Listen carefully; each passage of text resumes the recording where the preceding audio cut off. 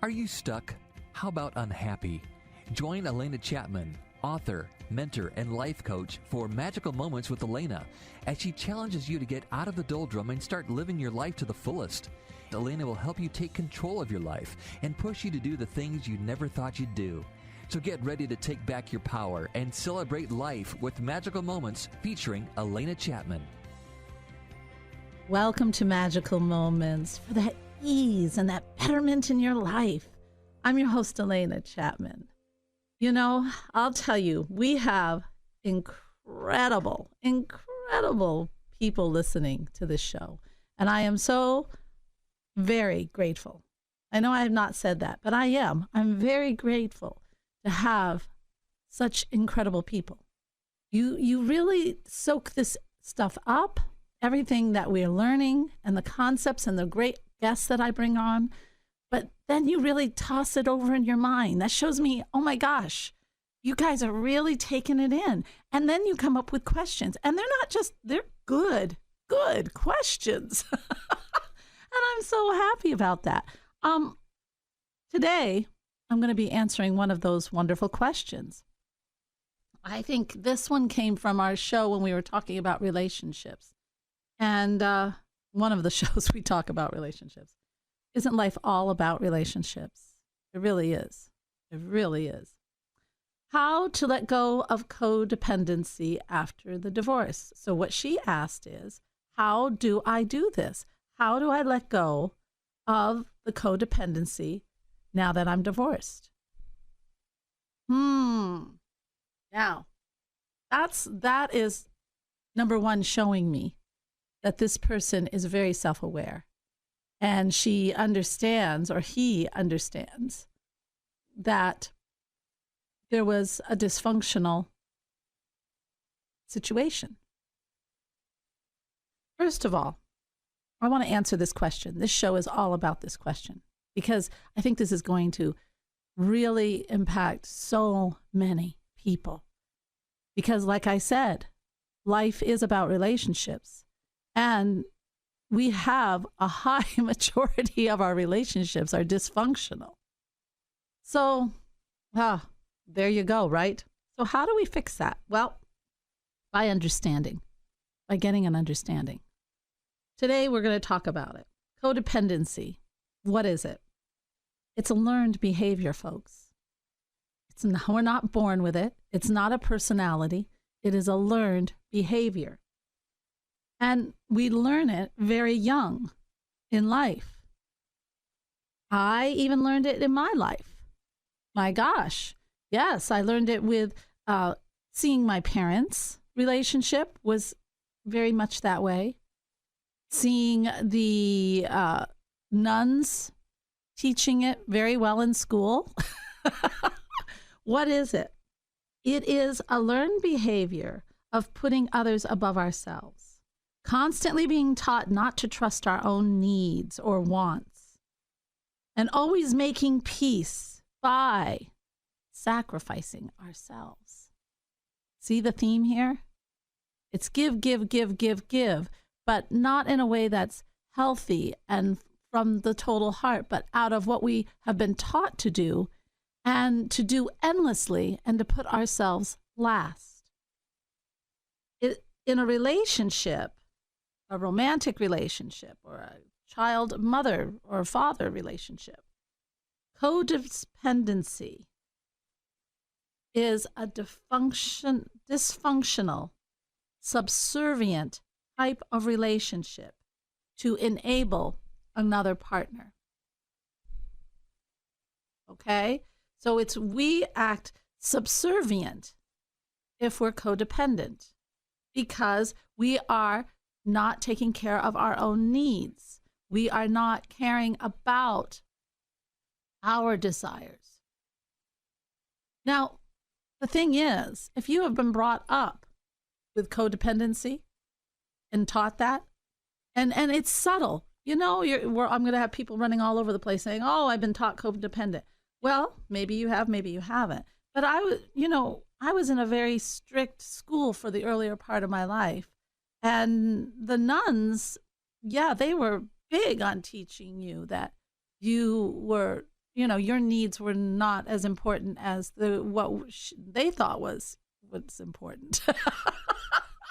And they also had a way of putting you down every time you tried to step out of the box of being subservient. They would be right there. And I wasn't growing up in the days when they used a ruler, or any of that bad stuff. But my gosh, they had their words that they would use. So you kind of just always got that. And then when I was growing up later, I was supposed to take care of my brother. I was supposed to be everything that everybody wanted, of course. And I worked for my dad from an early age, from about 11 on. And then I was known as a little diplomat. So I even got a label of someone who would create peace. And it was almost like it was expected of me. Now, guess what that leads into, folks? You start to find relationships, because I'll tell you what, we try to fix whatever we innately know is wrong in our lives. And so I go trotting off to college, and I attract the kind of person, mate in my life who would help me to form that wonderful codependent relationship. And that's what we do. We find that person who has the dysfunctional personality, the narcissist, the person who's going to be, has their own issues and they have to be met. And then voila, we are setting ourselves up for failure. And that's what being codependent really is. Because you can't make another person happy. You can't make another person well. You can't make another person function well in a relationship. You just can't do that. That is up to another person. We do not control other people, no matter how passive and giving we are. So what does that leave us? A very hard life. Relationships that are very up and down. And it's really a funny thing. When you first get into the relationship, you're helping, right? And they're listening. And if we really, really admit it to ourselves, that's pretty good feeling for a codependent person. Look, I'm doing it. I'm helping him or her. But see, it doesn't last long. It doesn't last long. When we are codependent, we do not set healthy boundaries. You don't even know how. We don't even take care of ourselves because it's all about the other person. Now, I always talk about, giving to people, helping people, loving people. But there's a difference. There's a big difference. Because one is from the heart. There's no obligation. There's no, I have to, even though my cup is empty. And I'm doing it from a place of understanding the universal love. When we're codependent, it's like everything depends on us giving and giving and giving and giving to a person that we chose, who sucks the blood right out of us. And we don't know how, because we're in a codependent behavior, how to set up the healthy boundaries that says, wait a minute, that's way too far.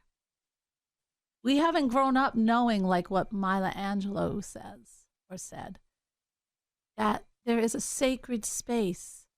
We have this wonderful little space, a sacred space inside of us that is just ours, that no one should stomp on.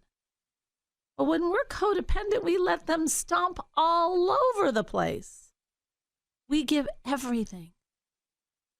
And thus we have nothing else. And we get resentful. We get angry. And then the problems start. And of course, we don't take care of ourselves, like I said. Okay. So, after a divorce, I give incredible kudos to our wonderful person who asked the questions, because they don't want to be in a codependent relationship anymore. And they're willing to do the work. And you know what? I have to tell you, it is so worth the work. Because I don't attract that codependent kind of relationship. And if someone wanders in who needs that codependency, I have wonderful ways to set up my boundaries that are nice, but will not condone that type of behavior. And that person often leaves. So how do we do this? Well, we have to start to understand. We have to start to love ourselves. And for a codependent person, that does take time. We have to start looking at ways to, all right, I wrote down a few ways to get you started, but I wanted to let you know it is a growth. It is a growth within yourself. A first step is awareness. But with all labels, that label can leave. Don't feel like you have to stay in a codependent life at all. Now's the time for you to get a little selfish. Work on yourself for a little while. Heal. There's a lot of healing that needs to take place. Because codependent relationships are so dysfunctional, because the person that you're trying to be codependent to usually doesn't really want your codependency. They want your loyalty. They want you to think you're doing everything, but they really don't ever get fixed. And it's very frustrating within you. All right. So one of the very first thing that is extremely important for you is to join a community. Something, now, yes, you can join a support group, and I'm going to talk about that too. A group where other women or men or people, just people, are talking about living in a codependent relationship. But is that enough? No. But that's good for us to be able to get it out of our system. But I'm talking about a support growth group. A group that gives you the opportunity to see you don't have to stay in that codependency mentality. It's with members that are trying to take control of their lives, creating dreams, learning skills and tools to get them to change their perception of the world. Those are the kind of groups you need to be in. Those are the kind of programs you need to join. And do you meet other people? Oh, yes. I remember when I got divorced, or I was going through my divorce. And that's the other thing. Codependent, dysfunctional relationships, they have terrible divorces. Yes. So during my divorce, I knew this.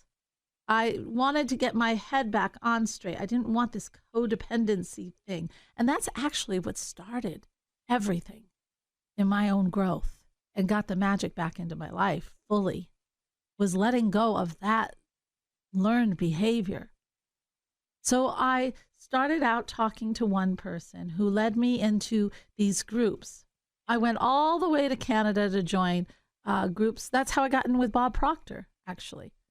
I saw something on the email that said, you need to come see me. And I said, oh, I certainly do. And that was in 2013-14. I have to say, by engrossing myself in that group with people who were all creating, who were all so excited about their lives, brought me out of my shell. Yeah, I had to do the healing too, but it's like you do the healing, but you want to fill the void that you're creating. You're taking away a major belief system in you.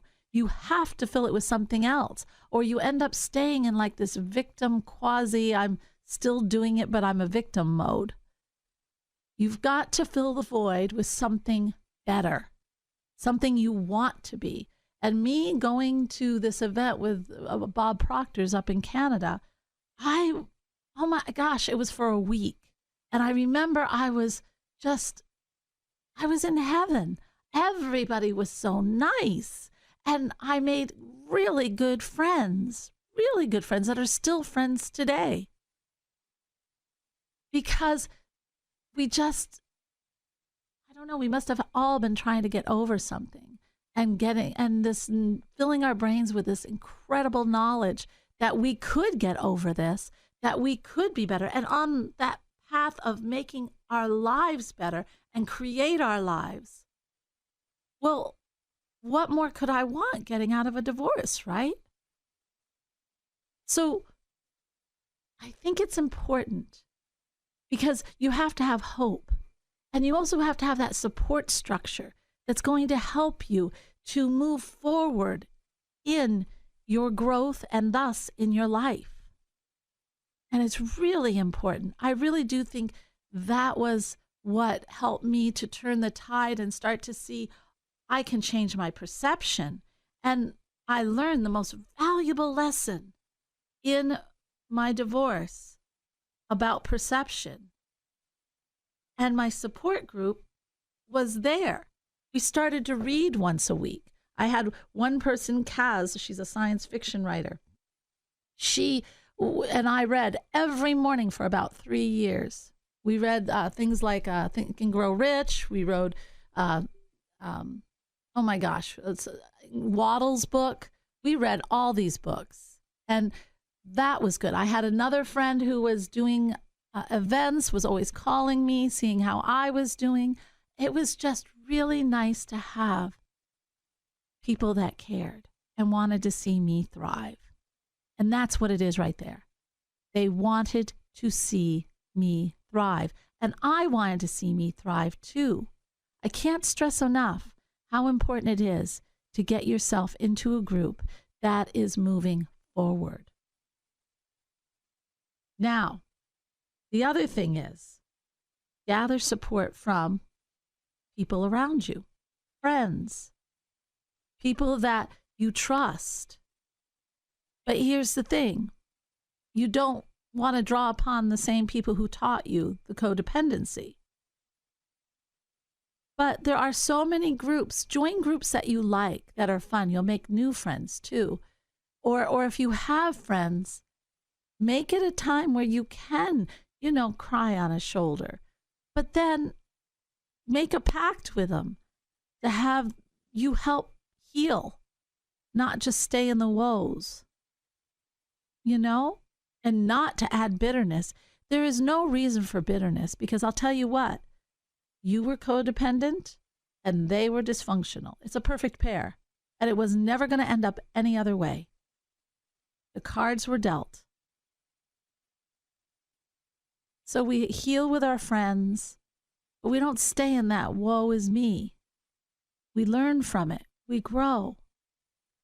And friends are great for a coffee and an afternoon, or just having fun, going out to, go apple picking or whatever. Get out of yourself with your friends. Don't only make it a support group. Make it fun. The other thing is for you to start to look within. Start to see. I do a wonderful shamanic. I wish I could just give it to you by osmosis. I do a wonderful shamanic journey where I've seen incredible results with it. I do it in my Journey of Healing class where they go down within themselves. I get them to go through the portal. It was so funny. I was taking someone, the portal is always a field. I take you through a field. And I had this one person, and she looks at me and she starts going, "Strawberry fields forever." And I was like, oh my gosh. Oh, people make me laugh. I said, okay, go through a strawberry field, whatever floats your boat, right? So then I take you through a wonderful field, and then I take you down the stairs and into a wonderful sacred garden. You can tell I love nature. And then you get to deal with issues in an observing way, meaning without all the heavy emotions. You get to actually see how the puzzle was put together. And once you do that, you learn the higher lesson. And I always say, my gosh, when we learn the higher lesson, then we don't have to relive it. We don't have to go through that loop again because, of course, we are here to experience, create, and love. And in that experience, it's learning. When we experience, we learn. And there are certain things our soul has to learn. So being in a codependent relationship, even though that wasn't fun, it was probably there's a very high lesson in there for you. And it's only for you. I can't give it to you. Nobody can give it to you. If they say they can, they cannot, because it is for you. And that's why I love that. But there are so many wonderful ways to start to go within yourself and build your strengths. And here's one to step out of your comfort zone, big time, for a codependent person. It's time to honor yourself. Yes, yes, yes. Honor yourself. Because until you understand how important you are, your likes, your dislikes, it's okay to feel that way. Doing something when you want to. Being around people you want to be around. Listening to music you want to listen to.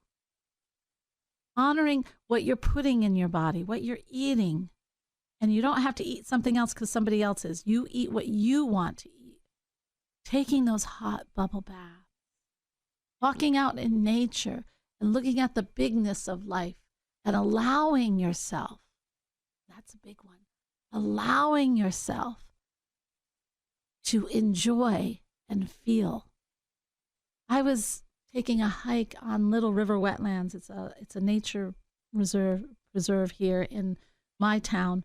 And I had to stop. Now, usually I love the trees. I have this big thing about the trees and the contrast of the sky. But in this fall, I mean, God outdid himself or herself. This beautiful field was the most beautiful piece of artwork I've ever seen. The way the colors and mixed in, and it was like a beautiful Monet, but better. And I found myself just standing there and looking at it and thinking, oh my gosh, this is absolutely gorgeous. I allowed myself to get absorbed into it. I ended up sitting there and talking to God, talking to Gaia too, Mother Earth, praising them for the beautiful thing they put together. Allow yourself these moments to feel the bigness of life that you are a part of.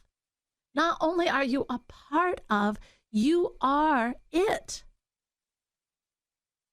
And when you open your eyes to this, you just, it fills you with such goodness. Look up at the sky and just feel the vastness. It's just vast. And there is just so much that you're a part of. This is important.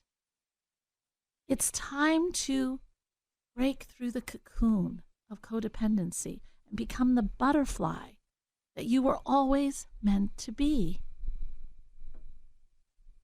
So these are the three things I think are really important. Get yourself into a growth community. Now, that growth community, if you like, and I will offer it because I'd be ridiculous not to. Here I'm telling you to look. Well, my gosh, I have one.